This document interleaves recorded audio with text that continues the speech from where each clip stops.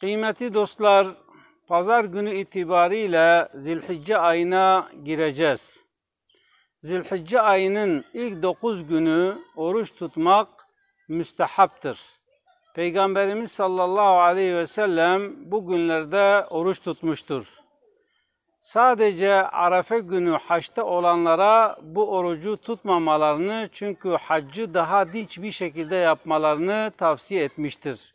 Onun için haçta olan insanların Arefe günü oruç tutması mekruhtur. Peygamberimiz sallallahu aleyhi ve sellem bir hadis-i şeriflerinde kim Arefe günü oruç tutarsa o kişinin bir önceki yılı ve bir sonraki yılının günahlarının affedilmesi umulur buyuruyor.